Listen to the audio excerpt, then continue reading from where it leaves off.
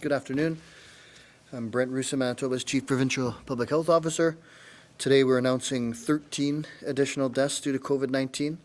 This includes a male in his 70s from Interlake Eastern Health Region, a female in her 70s from Southern Health Santé Sud linked to the outbreak at Villa-Youville, a male in his 70s from Southern Health Santé Sud, a male in his 70s from Winnipeg Health Region, a female in her 80s from Winnipeg Health Region linked to Charleswood Care Centre, a female in her 80s from Winnipeg Health Region linked to the outbreak at Charleswood Care Centre, a male in his 80s from Winnipeg Health Region linked to the outbreak at Charleswood Care Centre, a male in his 80s from the Winnipeg Health Region linked to the outbreak at Charleswood Care Centre, a female in her 80s from Winnipeg Health Region linked to the outbreak at Park Manor Care Home, a male in his 80s from Winnipeg Health Region linked to the outbreak at Park Manor Care Home, a male in his 80s from Winnipeg Health Region, a female in her 90s from Winnipeg Health Region linked to the outbreak at Charleswood Care Centre, a male in his 90s from Winnipeg Health Region linked to the outbreak at Charleswood Care Centre. I want to extend my condolences to the families, to the friends, to loved ones, to caregivers, to these individuals. Our current 5-day COVID-19 test positivity rate is 13.3% provincially, 13% in Winnipeg. As of 9:30 a.m. today, 293 new cases of the virus have been identified. Hanukkah starts today and Christmas is getting closer, and many are starting to think of their holiday plans.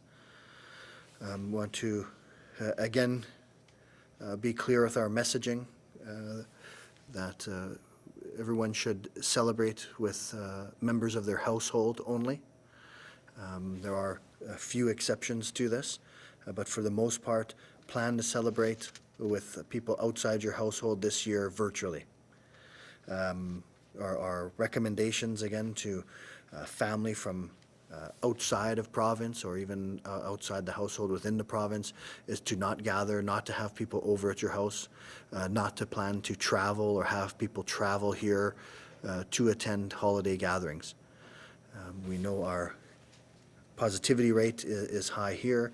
It's high in many parts of our nation. This holiday season we need to focus on avoiding gathering outside of our household. So I know that's very difficult. It's difficult at any time, but it's especially difficult during the holiday season.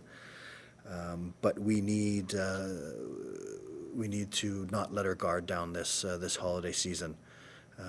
If we gather over this season, we're going to see that spike in cases. We're going to see again much more increase in demand of our healthcare system. So we need to focus this year to stay home, celebrate only with people in person that are in your household, plan to celebrate virtually otherwise, avoid all non-essential travel, and still please try to stay connected, but not in person with people outside your household. We have to continue to practice fundamentals at all times. We know why we're doing this. We see this, our case numbers being too high. We're seeing increased demands on our healthcare system. We need to be able to bring these numbers down, and the only sure way of doing that is to limit our number of contacts. And so that's staying home for the most part, avoid gathering, avoid socializing with people outside your household, practice the fundamentals that we all know so well, and we'll be able to change this curve again. So thanks again for everyone. I can open up to some questions. Thank you, Doctor. A reminder to our reporters on the line, you will have one preliminary and two follow-up questions this afternoon. And up first this afternoon from the Brandon Sun, Colin. Hi, Dr. Roussin. We had a reader who wanted clarification on something. For outdoor gatherings, is it just 5 people, or is it someone's household plus 5 additional people? Yeah, so it's a group size max of 5, but of course that's if someone's household is say more than 5, then certainly that household can gather, but it's not a household plus 5. It's a max group size of 5. Another reader question we had is they were wondering why at this point we don't have a more strict mask mandate requiring people to wear masks all the time when outside of their homes rather than just in indoor public spaces. Well, I think indoor spaces is where we're going to see most transmission of the virus. Certainly with crowding and prolonged contact outdoors, there's still risk there. And so we wanted to target, the most at-risk scenarios. And so that's why we have mandated mask use indoor public places. But we, certainly recommend people to wear masks at every opportunity. My third question is also from one of our readers. We had someone who operates a business where expectant parents can get an ultrasound of their baby, and they're wondering why their business has to be closed right now when places like massage therapists, chiropractors, and even like dog groomers can be open. They weren't quite sure what the reasoning was for them not being allowed to be open. Yeah, and I mean, it's the issue whenever we're writing black and white orders, right? If we're listing essential businesses that can be open, then there's going to be businesses that fall in that list and some that fall out. And so we have things like, ensuring access to healthcare related practitioners, where we have that list of, mostly regulated health practitioners, some that aren't directly regulated. And then, others will fall out, and we've seen this with all sorts of concepts within the order. There's always going to be some that are in, some that are out. We have to draw the line somewhere, and certainly prenatal ultrasounds for diagnostic reasons are still going on. But on this one particular thing, it's just one of those things that right now is not in the orders. From CJOB, Clay.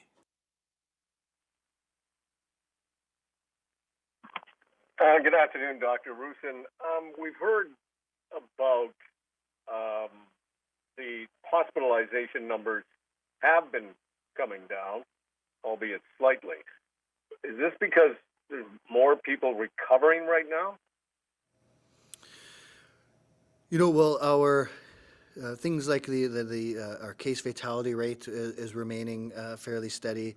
The admission rate is fairly steady as well, and as well as the length of stay, duration of care within hospitals are fairly steady. So if we see a slight downward trend in it, it's reflective of the downward trend in overall case numbers.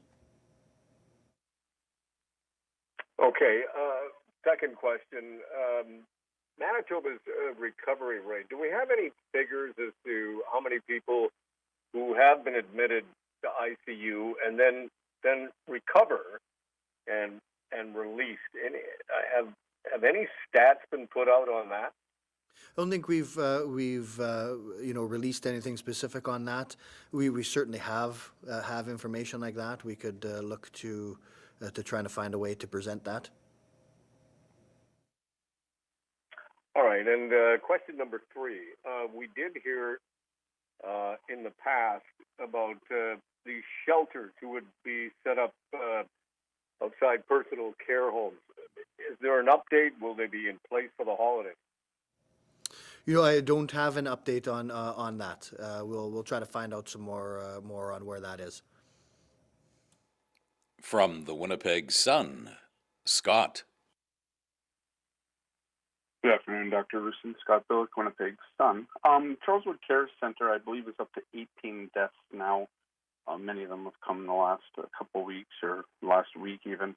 It's another Rivera-operated facility. Is there any concern there, given what we've seen at other Rivera places, and what's being done to kind of, help that situation? Well, there's always a concern, when this virus gets introduced into personal care homes.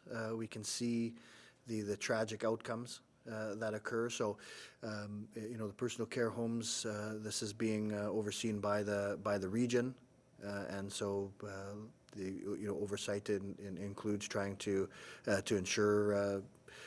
Infection prevention and control measures are being taken, appropriate outbreak measures, some, ensuring human resources are available. So, specific questions can be directed to the region on that. Okay. What would be the message for families who are planning to self-isolate, I think even beginning today, prior to Christmas, so they can gather as families? So this is the challenging part of these orders, the timing of this all. So the advice is clear, is that's to follow the public health orders, right? And that would be not to gather with people outside your household. And so that's the clear message. That's a clear public health recommendation. People who were strictly self-isolating, no contact with others from anyone within that household, then certainly lowers the risk of that, right? That's the message we've been saying all along, not just starting today. We've been saying that for many, many weeks now, is to stay home and to leave home only for essential reasons. So that's certainly the advice, but the overall advice is to follow the public health orders. Don't gather outside of your household. And the best way to protect yourself and the people around you is to self-isolate, stay home as much as possible. Thanks for that. And numbers in Southern Health have pretty much been slashed in half over the last number of weeks. I know I've asked you about schools and if that's been a driving force, especially in the Hanover division where they shut down schools. But what are you seeing specifically in the Southern Health region? That numbers there are coming down that maybe you're not seeing in Winnipeg, our numbers continue to still kind of hover around that 200 case mark a day type thing, and our test positivity rate is bouncing between 13 and 14%. What is Southern Health doing differently, or what are you seeing in the epidemiology, I suppose? A couple of things. So in the south, certainly those numbers are improving. They're improving in all areas of the south, or almost all of the districts in the south, even ones that still have kids in school. We see the same pattern in the north, with the exception of remote isolated communities. We see a clear peak and a downward trend in the Northern Health region after the announcement of the red critical restrictions. In Winnipeg, we're not seeing the as quick as a downward trend. A number of thoughts on that is, one is the populations that are affected. We mentioned the lower income quintiles, the homeless and sheltered population, much more difficult to have these orders benefit them. We also saw a much more widespread community-based transmission from the outset in Winnipeg, and so that in and of itself takes even longer to have these type of restrictions affect. From CBC Radio Canada, Mohammed. Hello, Dr. Roussin. I have a question about the Shamatawa First Nation. Do you happen to have updated numbers on the situation there? And with the military there since yesterday, how confident are you that the situation will get better soon there? So the situation there certainly is developing and changes. So I don't have a specific number of cases there. We're quite concerned with the level of transmission, the amount of cases that we've seen in especially in a remote isolated community. So we're working at with all levels of government. Now the military has been involved, so we're following that quite carefully, but certainly we're quite concerned with the situation there. Thank you. And I have another question. We are seeing less people in testing centers in Winnipeg. How can we explain that? Is it something that something good? I think that if we saw our test positivity coming down, then I might suggest that it would be good. But our test positivity is staying high, so I think that it's mostly demand and people going for testing. So I would take this opportunity to encourage Manitobans, Winnipeggers, if you're having symptoms, do get tested as soon as possible. Do self-isolate along with your family if you have any symptoms, even mild symptoms. We're still in a critical juncture here, so we want cases identified very early so we can get everyone self-isolating, and testing is a big component of that. So I'd encourage every Manitoban to get tested if they have symptoms. And that's all for me. Thank you. From CBC Manitoba, Bart. Hey, Dr. Roussin, just more along that note of the homeless population here. Why not make homeless Winnipeggers at risk part of the priority groups for vaccines early in the new year? It's a good question, right? So there's we see a number of groups that have shown to be more at risk, and it's graded. So certainly the lower income quintiles, homeless, sheltered people. We see concerning rates too in urban Indigenous populations as well in Winnipeg. So these are all things that have been considered. The issue is, of course, that the vaccines will be scarce. And so we have a lot of different people on that priority group, a lot of people that could be considered in that priority group. But it'll come down to who don't we immunize then, right? And those are the type of choices. So we have, long-term care facilities, acute care workers,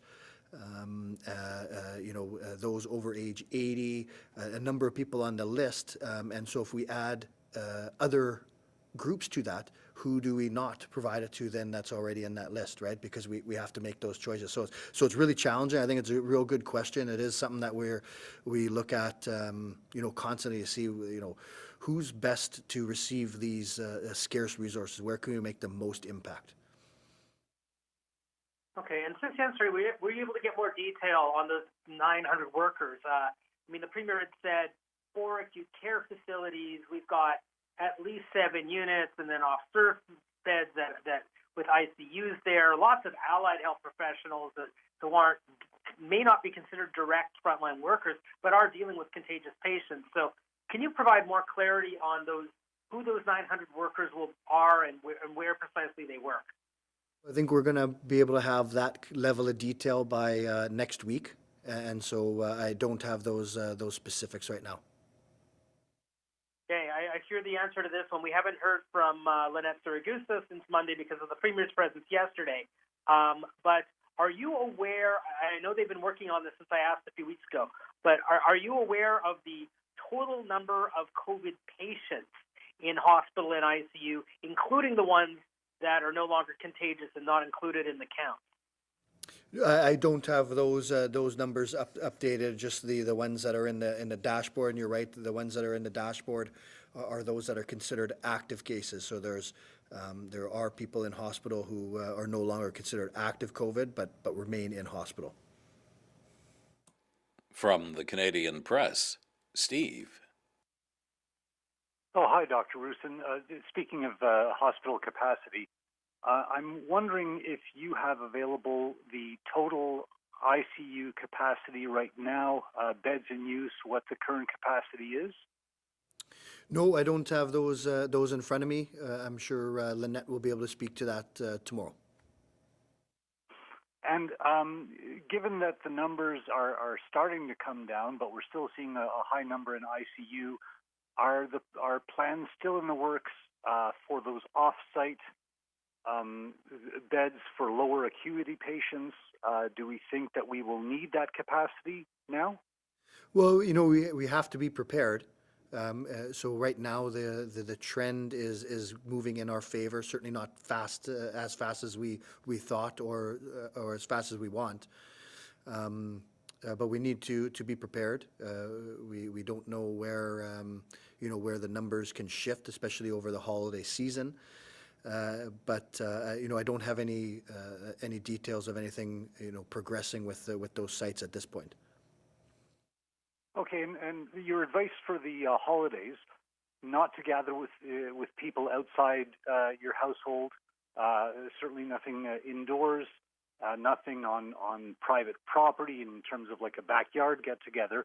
But if I understand the gist of your public health order, it's okay for a short-term outdoor walk in the park, something like that, with fewer than 5 people. So if people are looking for a way to reconnect with a loved one, as long as nobody's sick and they follow all the orders about fewer than 5 people, they can go for a walk in the park, correct?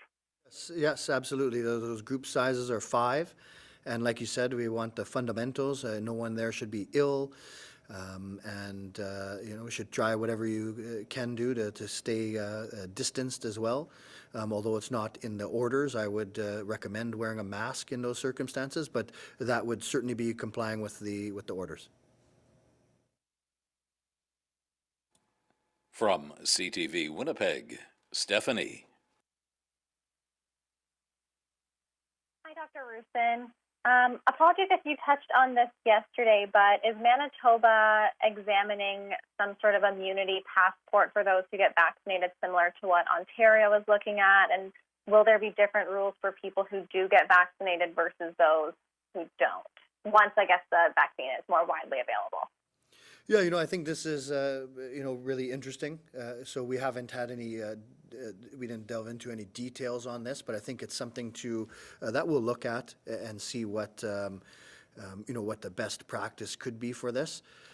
But we don't have any immediate plans on that. Thank you. And once the vaccine is widely available, would it be fair for employers to potentially require their employees to be vaccinated in order to return to the office? That's, I think that's something that we're going to have to delve further into as the vaccine rolls out and how we see uptake go. It's not something that I would delve into right now. I think we have a lot of time right now to get these scarce doses into arms and then open things up. And we're expecting a lot of demand to get this vaccine. And if we get a very good population level coverage, then it helps us all out. And so those type of specific things there'll be time to start addressing those later. Thank you. And are there any thoughts to changing public health orders to allow before and after programs at places like gyms or gymnastic centers if they're only offering childcare services and not their regular activities? We're always reviewing things, and this was something that came up, and we looked at it. It's one of those things it's quite challenging to when you do have to write orders that are black and white, and then you start writing different exemptions, then there ends up being a lot of unintended exemptions to it. So we're still in a critical red area right now. So we've really left very tight restrictions on, through these holidays, with the full expectation that if we see numbers improve, that we can start loosening these restrictions, but as of right now, we left these very stringent restrictions on. From the Winnipeg Free Press, Danielle. Hi, good afternoon, Dr. Roussin. I just want to talk about testing a little bit more. So beyond encouraging folks to get tested, are there any initiatives of the province or the regional health authorities or any specific action plan to get those testing numbers up? And if I'm just wondering as well if this low demand on testing is a concern for you in being able to drive down case counts faster than we're seeing them go down. Yeah, we definitely want to see this test positivity rate coming down. And case identification and isolation is one of the hallmark principles of a public health approach to this. So we definitely want people who are symptomatic to be isolating and preferably be to be tested early. Some of the things where we've shifted some of the sites. We're now moving, one site to the Garrick Theatre, and that's to have that more outreach, to have that walk-in traffic in some of the higher hit areas. So these are some of the plans that are going on. Okay, thanks. And we've heard a lot lately about number of deaths, of course, connected to personal care homes. I think it accounts for about half of all deaths in the province, or a little bit less than that. And so, is the province doing anything different at this time to try and reduce the spread of the virus in care homes? It just seems like we're kind of in a situation where initiatives or programs have kind of hit a wall, so to speak. Yeah, it's really concerning once this virus gets introduced into these the care homes, and we see the tragic outcomes. We've had from the very beginning very robust protocols that are meant to be followed in these locations to prevent the introduction of the virus in place, to have universal PPE being used, so that if it was inadvertently brought in by an asymptomatic person, that PPE would be utilized at all times, which should drastically reduce the amount of the chance of spread within those facilities. And so we're continuing to reinforce those type of messages. We're looking at soon being able to start a couple pilots on routine surveillance testing in workers at long-term care facilities. So there's more to come on that shortly as well. Okay, thanks. My last question, I'm just wondering if you have been paying attention to some of the policies that the state of Vermont has used in its pandemic response. So they've put in meal stipends. They deliver food to folks in low-income and marginalized communities. They also, take pop-up testing into those communities and coordinate with different nonprofit support agencies in those neighborhoods, I guess, to better support these communities in containing spread of COVID-19. Do you think some of these policies might need to be, to form a greater part of Manitoba's pandemic response going forward? I do, and we have a food securities table that's sitting right now that is looking at some of those very recommendations. So we hope to have more chance to have outreach to people that are being disproportionately affected by this virus. From Global, Malika. Hi, Dr. Roussin. All right, we're looking at we're looking at therapies that have been used since the spring with COVID. So we're wondering what you've learned about treating patients with COVID and, from other countries with negative pressure rooms and therapeutics. Are they being used here in Manitoba? So I'm not a clinician related to the critical care of patients with COVID. I can speak to some of the some of the lessons learned from this. That it's a multi-system illness. Inflammatory response is a huge component of the critical illness. And I would say that the biggest lesson learned is the benefit of using steroids for anyone who's requiring supplemental oxygen. So essentially everyone who's admitted to a hospital requiring supplemental oxygen is receiving dexamethasone. There are some other treatment options. You may have heard of remdesivir. This is delivered IV. This is for critically ill patients. I can't speak to whether it has been used or not in Manitoba, but it certainly is available to critically ill patients.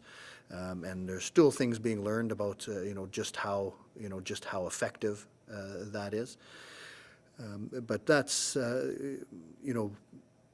probably the biggest lessons learned there. I'm sure the critical care docs will have much to say about the timing of when you ventilate these patients and such, but that'll be for others to answer. Okay, thank you. And follow up here, yesterday, I believe Dr. Bonnie Henry said something like COVID cases will fall off a cliff by next fall. How are you feeling about that level of realism or optimism from Dr. Henry? I think that our vaccine distribution plans, if they stay with what we're foreseeing, if the effectiveness of the vaccines continue to stay at the high levels with a reasonable duration, then yes, I think that by this time next year, we'll have a much different COVID landscape than what we're looking at right now. Okay, wonderful. And my last question, we're talking about the vaccine now, and when we talk about who can and can't get it, there's been some reports out there about allergic reactions, but can people who are taking immunosuppressants or for various illnesses, can they take this vaccine as well? Yeah, so this is not a live vaccine, so there's no risk of getting sick from the vaccine. So just being immunocompromised or ill in other ways doesn't put you at increased risk for getting ill from the vaccine. Again, it's early on. We have eligibility criteria. We're learning more about some of these reported allergic reactions, but it's very early on, so we still have to take time to review that. From the Reuters news agency, Rod. Hi, Dr. Roussin. A few questions about the vaccination program. So yesterday, the province said it needed to recruit a lot of people for that program. Can you provide some more detail on that, of just how many workers you think you'll need, and how challenging that might be, given that the province has already hired extra people for contact tracers and brought back retired nurses to backfill in other ways? Yeah, so what we want to do is be able to get this vaccine into people's arms as quick as possible. And so we know there'll be a lot of demand, some scarce resources, at least at first, but we want to get this vaccine out as fast as reasonably possible and as fast as safe. And so we are recruiting, or going to be recruiting, a wide array of vaccinators. There will be more detail on that on a release later today. Okay, great. And can you clarify a little bit, if you can, just what day you expect to administer the first vaccine next week, and what site in Winnipeg you'll use to deliver those first shots? I don't know the date. I think it still will just depend on the details of the shipping. We'll have to receive that vaccine. You almost always will take a day or sometimes longer to ensure cold chain's been adhered to. This particular vaccine has to be thawed for a number of hours. So we'll receive it, make sure it's viable for use, go through the protocols, and then start administering it. So it'll depend on the exact day that we receive it. And I'm sorry, what was the second part of that question? Just the location. I'm assuming it would be HSC? Yeah, well, I mean, we'll be providing that information to the people who will be showing up for the vaccine, and then as we open things up, we'll have more specifics on the locations. Okay, and so just the last thing to clarify, you mentioned yesterday, so 1,950 doses next week that will be used on 900 people. But I'm assuming that means that you're holding back half of those shots for those same people to get their second shots 3 weeks later? That's the plan right now, is to embargo half of those doses to ensure that at every point in time we have the second dose available to everyone who's received the first dose. That could change depending on the shipping supply and everything that we receive. But right now that's the plan, because we are expecting further doses weeks later. Thank you, Doctor, and thanks, everyone. This concludes our media briefing. Thanks, everyone.